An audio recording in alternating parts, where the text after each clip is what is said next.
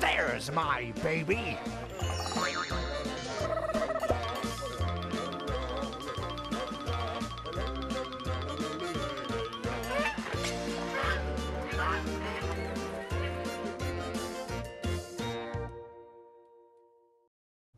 I'm Dana Denha. And I'm Melissa Bondi, and this is Adventures in Parenthood.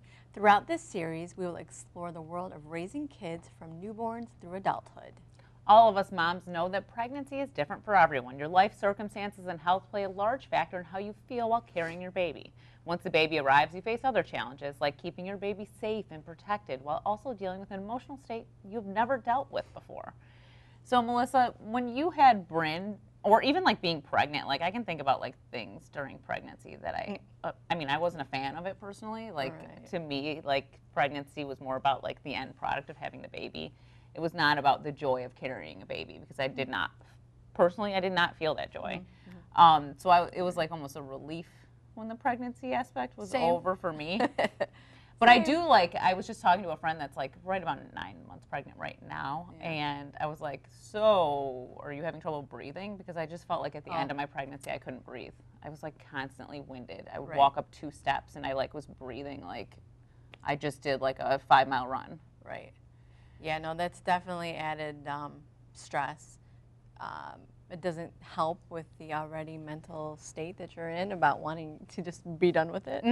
I think some of mine were definitely more, like I said, kind of on the postpartum would be on the superficial end of, oh, when am I going to get back to the gym, and when am I going to start working out, and how quickly can I start cleaning and driving, you know, post, you know, cesarean. Those are the things. I am very fortunate. I think we both feel fortunate that we didn't have major issues. No, I think at all. I think at some point I felt scared to be alone with my baby, and I think that was not at the very beginning. At the first like week or whatever, I was like, oh, this is sweet.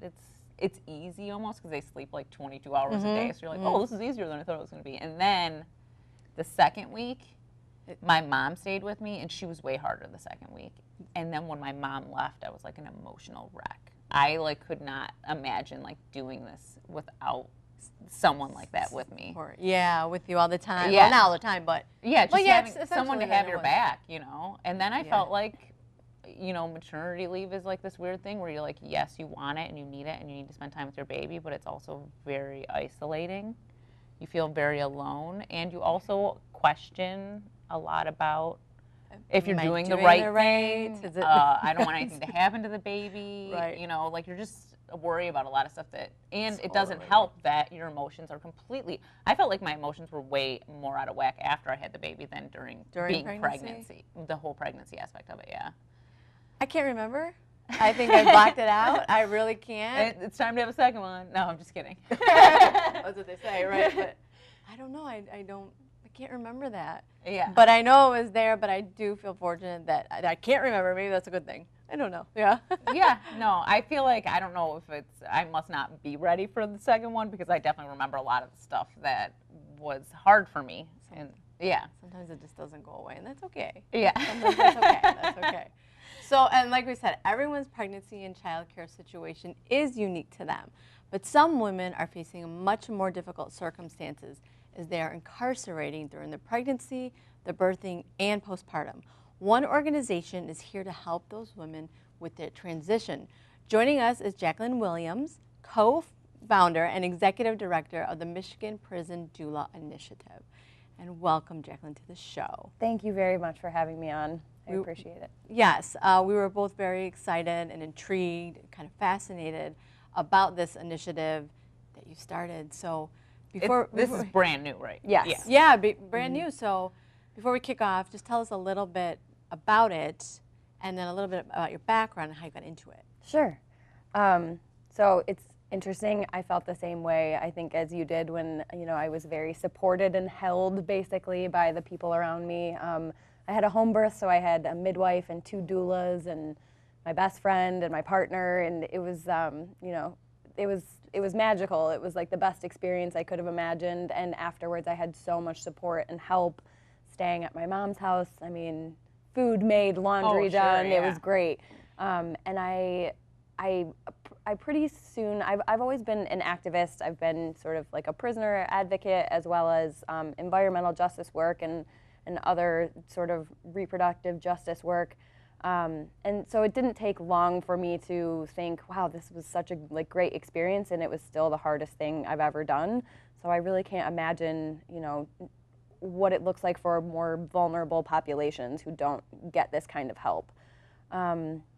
So yeah, I just kind of started doing research. I trained to be a doula. I worked as a doula, a volunteer doula for low-income women for a while. And this was actually post-pregnancy that you did? Mm-hmm. Yep. Yeah. And then I just started doing a lot of research on what it looks like to give birth inside of a prison. And so I had, you know, I just read and read and read. I traveled to a couple different states that have programs that help women who are pregnant in prison. Massachusetts did at the time, and Minnesota as well. I found my co-founder who was working on the same thing, and through a series of coincidences, we found a couple other women who were interested in this work or already doing it in some capacity. And we just identified all of the needs and the things that we really thought we'd want to change, and that was about 2.5 years ago now, so it's been a real process, a real journey, and a learning curve, definitely. But we were able to develop a program, write a proposal for it. We presented that proposal in July to the Department of Corrections. They accepted the proposal in September, and you know, we were really surprised. There were no sticking points. They were just like, we think this is an issue too, and we, you know, would love for you to come in and let's figure out the contracts and details. So it's taken a few months to do that, and we're hoping to start in January. So soon. Really soon. There's a lot going on after the holidays. Before we get too deep into this, can you explain what the difference is between a doula and a midwife? Yes. So a doula is it is not a medical professional. A midwife is a medical professional. Usually there are different like categories of midwives, but they've gone through medical training to actually, you know, be the attendant that delivers the baby. Well, I guess the woman delivers the baby, but they're there helping. Mm-hmm. A doula is not a medical professional. We don't give medical advice. We don't do heart screenings, check cervix, anything like that. We're just there to be a support person for the family sometimes, but really for the woman who's going through the labor process. That involves like meeting prenatally so we can get an idea of what a woman wants out of her birth and what she, you know, developing a birth plan, working together to, you know, understand any trauma that might affect the birth, or, you know, just sort of make a plan and work together. So in the capacity that, you know, it's often a midwife and doula will work together if you're on a team. There's a misconception that they only work in home births, but that's also not true. I've been a doula only in hospitals, actually. So it's, you know, it's just about like medical capacity versus emotional, comfort, mental, and physical support. We are often giving massage and, you know, things of that nature. Once this program launches, how many doulas will there be for the one prison that in women's prison in Michigan? So at the moment we have 5 contracted doulas, I believe. We always, you know, you always want to have a backup doula in the rare cases that someone gets really sick or there's a death in the family or something like that. So, you know, and it's also, as we've learned from other programs around the country, it's very emotionally taxing to do doula work for this population. So, you know, in order to avoid burnout and to make sure that there's enough, we are still sort of actively seeking doulas. Yeah, so if you go on your website, if you are a doula, you can go on the website if you're interested in helping in the program, and you can sign up that way. And we are really looking for, at this moment, a doula who speaks Spanish as well as a Native American doula. So that's, you know, something to put Are out. doulas usually always women, or? Yes, for the most part, yeah. I actually know one man doula who took a training, but yeah, it's very few and far between, Oh. So how many women do you expect when this starts, how many women do you expect to be assisting and helping prenatally. and going, yeah. Yeah, so we have, in Michigan, it's about 20 to 40 that give birth per year is the average. So those numbers are up from, a few years ago when there was, there are large meth and opioid epidemics happening right now, and the majority of women who are incarcerated for drug crimes or, crimes related to substance misuse. So that has caused a pretty big uptick in the amount of pregnant women, and just the fact that we incarcerate, lots and lots and lots of women. So if you count jails and detention centers, it's about 4% of women who are incarcerated are pregnant, and that number, if you count all of those other centers, it's about 36,000 annually in the U.S. It's just wild to think about, like, the prison aspect of it and being incarcerated while you're pregnant. Like, that alone has to be very emotionally taxing on you. Exactly. So we try to determine, which mothers are high risk, but really the nature of incarceration makes for a high risk pregnancy. It's a very stressful situation. You're not surrounded by family. Often you can't, you can't just call up your doula or call up your doctor or midwife. You have to write medical requests, and it's just a much more difficult process. Okay, I was going to ask, can you explain, just so everyone knows that they don't have their birth in the prison? Correct. Right, so it's outside, and then what happens after that? So the women are transferred to a birthing facility. It's a hospital, a local hospital, and the birth occurs about 24 hours, depending on circumstances, but usually it's about 24 hours after birth. The mother returns to prison, and after she is back, they will contact the placement family. So, sometimes there is a bit of a lapse in between when that can happen. It's seen as a security risk. That's something that the, DOC is really working on changing too, is making sure there's not a lapse of time between when there's care. Right. So do the kids, they just stay in the hospital for longer? In the nursery. Yeah. Yeah, but the hospital staff has really been some of our biggest champions and have been just absolutely fantastic to work with. They really care about these women and want to make sure that, the best care possible is being had, but they're also really busy and they have a lot of other patients. So when the woman is laboring and the doctors or nurses are not in the room, it's just the woman and a guard. So that was sort of the thing that really stuck out to us as, I was so supported in my labor. Right. I can't imagine laboring alone. I mean, it just must feel so scary. Well, and I'm sure the guard's not doing anything to really help you that much. Yeah, and they can't touch you. I mean, the guard's not even allowed to hold a hand or anything like that. So it's. How long are you, the doulas, in there with them? We will be there throughout the entirety of the birth. And then postpartum, so we're there for about a few hours postpartum. Okay. If the mom chooses to breastfeed, she can't continue to breastfeed once she's gone back to prison, but if she chooses to breastfeed for that 24 hours, just try to establish that breastfeeding relationship. And then we will leave. There's another social worker and social services organization that is there through separation, which is obviously the really difficult time when the baby is taken and the mother returns to prison. And then we are planning a 48-hour post-reentry visit just to really check in and have, some peer-to-peer counseling, and then we'll do postnatal visits as needed, basically, just as a regular doula would.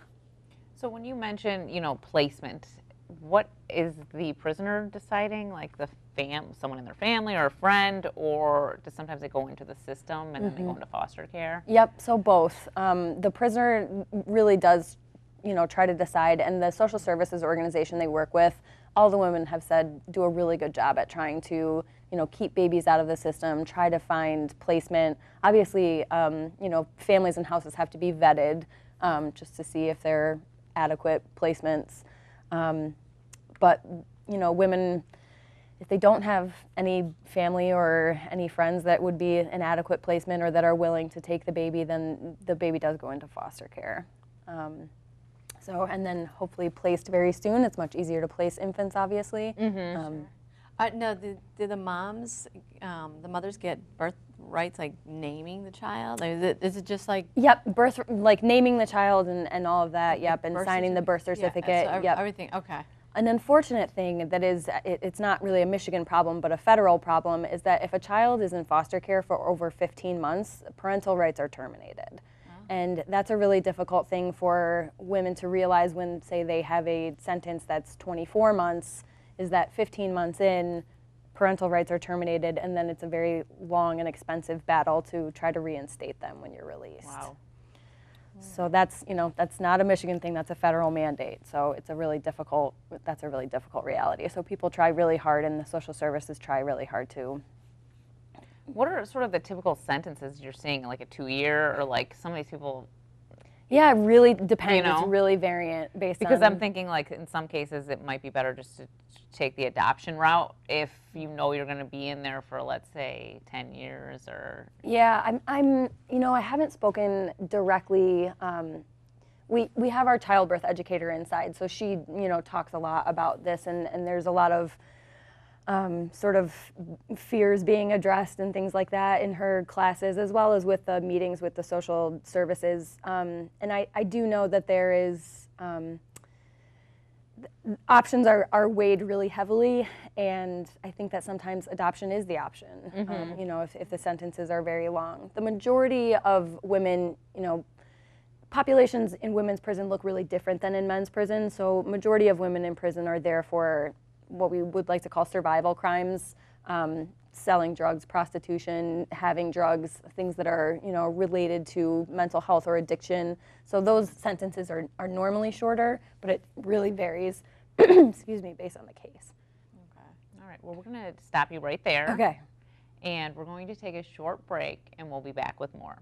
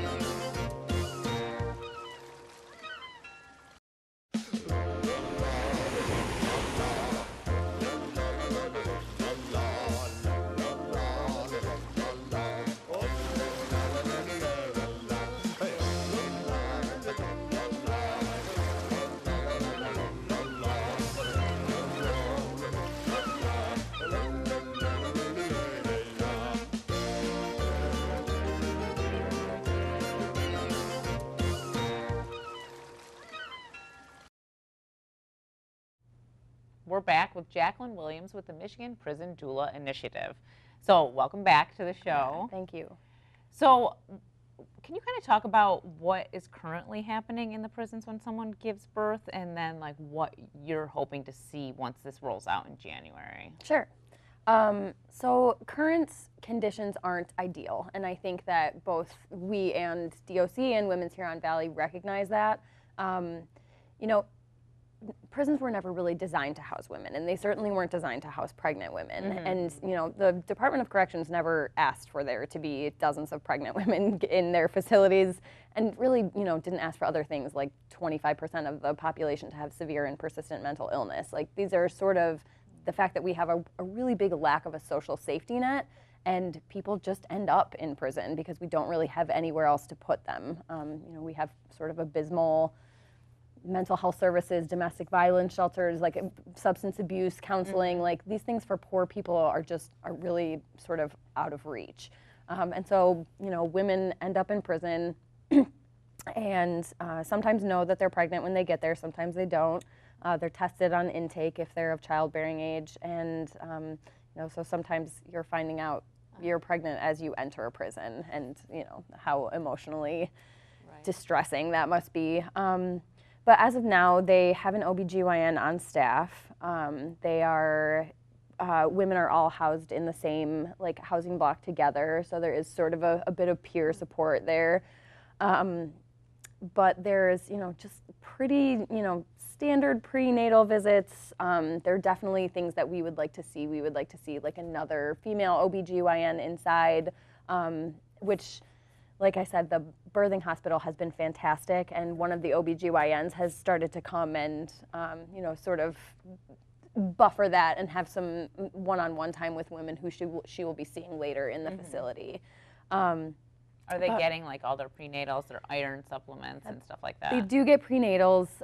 Yep, some of them just would rather not go to see the physician. I think that some of that has to do with trauma that is, you know, not really addressed. They're we still have a shackling prenatal laws, so prenatal and postpartum. So women are still shackled in transport to and from the hospital and in the hospital after birth. Although, you know, we've also, DOC understands that these policies also were written for men and are really trying to address and change some of these things too.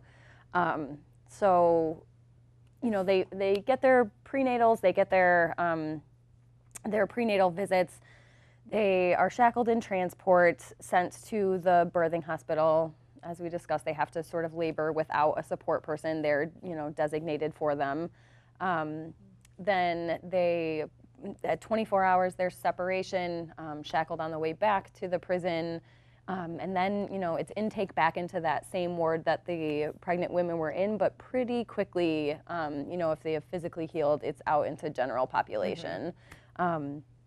There's not, you know, because unfortunately we have one women's prison in Michigan, often people live really far away or their families are really far away. So, you know, even women who are arrested and sentenced who are from the UP are still going to be in the one women's facility. So it's really difficult sometimes for families to bring the babies down. You know, there's not as much visiting and bonding. As of right now, the policy directive is pretty strict and small about breastfeeding. So breastfeeding can be done in the hospital. If a woman chooses to breastfeed and she has an out date within 45 days, she can request a breast pump. But there's no storage. It's essentially just trying to keep her milk up so she can, and that number was sort of chosen as how long it's really viable to be able to do that. Are you, what is your take on, or when you're, you know, make these connections with these women, do you, I know you talked about going back to do, you know, postpartum care and follow-ups. How do you mentally prepare for this? Yeah, I'm mentally preparing as we speak. Because we haven't attended any births yet. So you're being very proactive. Right. We haven't attended any births yet, but we do worry about that transition of, you know, you do become attached to people that you've experienced things like this with, and especially if you know they're in a vulnerable situation. Doula care, the scope of doula care is kind of limited. So if we took like free world, which means anyone outside of prison, if we took free world doula care, most doulas would say that they, you know, once they have really established, you know, the mom has really established bonding with the infant and breastfeeding and all of these, you know, is sort of thriving, and they've checked in about postpartum depression, the doula sort of disappears. You know, the relationship does end, and it has a pretty like strict end date, you know. I assume that we will become very, very attached to women, and you know, we do just have to stay within the scope of doula care and DONA standards. DONA is the doula, largest certifying doula organization in the country. And one thing that we've done to try to make more of a continuity is we propose that we would have a doula coordinator who holds like weekly or bi-weekly office hours in the prison. So, you know, it's not just like, okay, your doula did the 2 visits and you don't get to talk to anybody anymore. As long as a postpartum woman wants to come and talk to that like coordinator, who's a highly trained and very experienced doula who's been doing this work for years and years, she, you know, will be able to still have those check-ins and still feel like, you know, sort of in the network of care, basically. We want to be able, because like I said, you can't just call up your doula and say, I have a problem. We want there to be, you know, a figure. It's like, okay, on Wednesday, the doula coordinator will be here and I'll be able to talk to her. And do you foresee once this kind of rolls out and after they have the baby, there's some sort of like the doulas keeping in contact with the people that are taking care of the caretakers and letting? Unfortunately, not. That No? is not allowed in our program at all. Yeah, we cannot have any sort of contact with the placement family or infant afterwards. Okay. So we can't, you know, I think that they were worried that we would sort of try to be a liaison between the two parties, and, you know, it's just sort of outside of the scope of our care. Okay. But so it's really reliant on whoever takes the baby and then them, however they're keeping in contact with the woman in prison. Yep, it's really up to them. Real quick before we wrap up, are we working, do we know if we're going to be working with, like, what's the age range you're talking about? Of is it standard women, childbearing age? Standard childbearing age. Usually people are not sentenced to prison unless they're 17 or over, and actually hopefully that's changing too and turning to 18. Yeah, so excuse me, anyone of childbearing age can, you know, be incarcerated, and sometimes it's a 17-year-old and it's their first baby, and sometimes it's a 30-year-old and it's their fourth baby, and they have other kids at home, and we really hope that giving a supported and loved and cared for birth experience that can really be trauma informed and alleviate some of the really difficult things that they're going through can help women like reestablish bonds when they get out and have a more seamless reentry process, and that they don't feel that they were just sort of left alone in there, and then they have to figure it out on their own. Before we go, is there any way that we can support, or do you just want to reach out to anyone that can support? Well, yes, now that you mention it. So fundraising has been really interesting because we, you know, for a long time we didn't know if we were going to be allowed in the prison at all. So it's kind of difficult to say, okay, we have this idea and could you fund it, and we have no idea if we're going to get access or not, basically. So we are just sort of starting our big like fundraising efforts, and you can definitely go to our website and donate. In January, we're sort of launching a bit of like a crowdfunding campaign, just with some videos that, you know, say who we are and what we're doing, and, you know, establish why it's important to care about this sort of thing. So, Well, you are doing a fabulous job. I have to say, Dana and I were just enamored with. We found out about this, and we wanted to have you on. The empathy is, you know, more than like overwhelming for what I feel you and these women are going to do for these, you know, unfortunate situation these women are in. So thank you so much for coming on the show. Thank you. Yeah. Yes. So our website is prisondoulas.org. Okay. So, and let us CTN know again how we can help. Absolutely. Thank you so much. This helps. Just, you know, giving a voice to these women is really, really helpful, and I appreciate the opportunity. You're so welcome. All right, and good luck with everything. Thank you. Best of luck. And we want to ask you, if you have an idea for a parenting show or topic or guest, talk to us on Twitter and Facebook at #CTNAnnArbor. For more on programming and services available at CTN, visit a2gov.org/watchctn. Thanks for joining us on this adventure in parenthood.